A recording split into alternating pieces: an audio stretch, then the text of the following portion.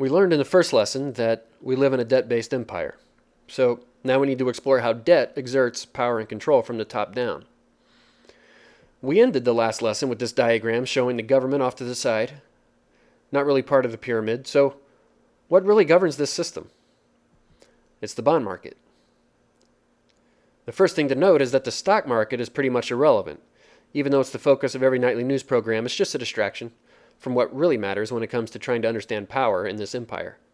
The stock market's dwarfed by the bond market and all the other markets for debt instruments around the world. And that's what a bond is, a debt instrument. It gives the owner a claim on an underlying asset or organization, and that might be a company or a state or a country, but companies, states, and countries are just groups of people. So at the end of the day, these bonds give the owners a claim on people.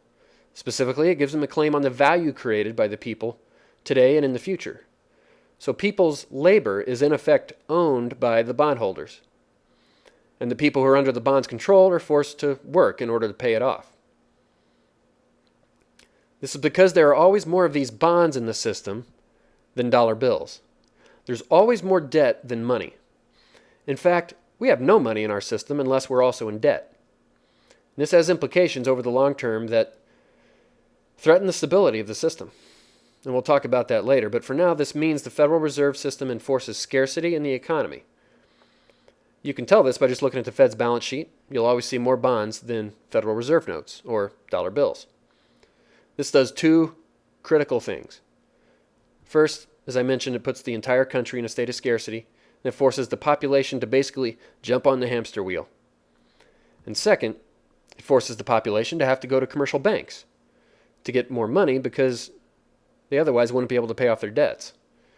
This is the beauty of this cartel system from the perspective of the bankers. The Fed's able to keep the U.S. government in a servitude relationship based on scarcity, which then forces 350 million people to be customers of the commercial banks in order to have money. Brilliant. And that's where most money comes from today. It's just electronic digits sitting in banks.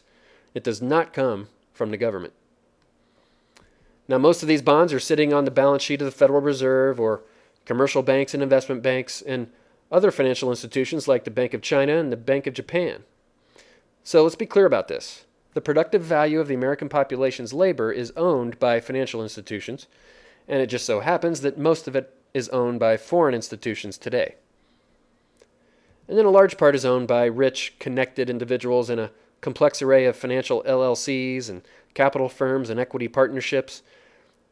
So all this means that almost the entire population is busy working to pay off the owners of these bonds.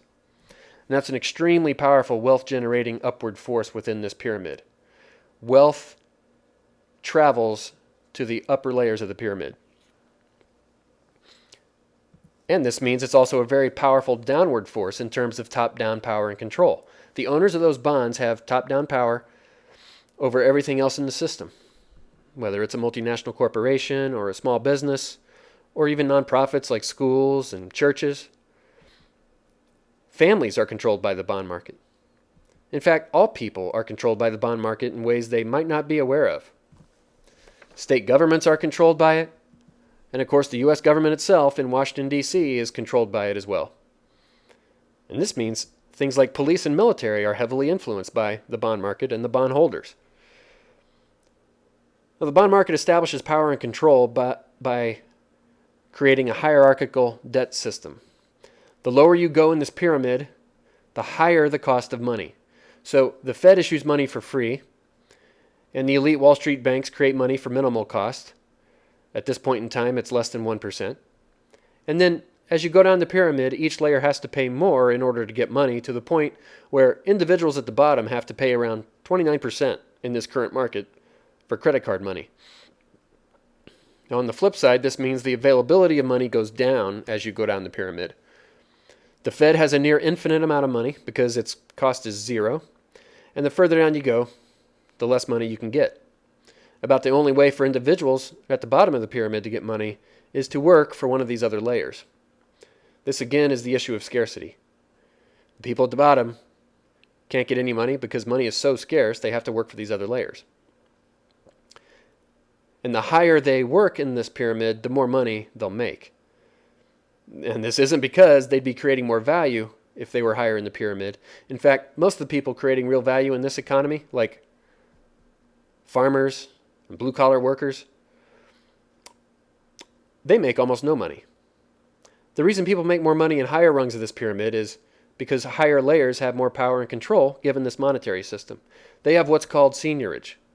Because the cost of money is lower to them, and they're closer to the ownership layers, and money is drawn to the lowest cost, so these layers have more money. Now, all of this means you're effectively governed day to day by these people. These are the big bond trading desks at Goldman Sachs, JP Morgan, UBS, Deutsche Bank, the Fed, and the Bank of China.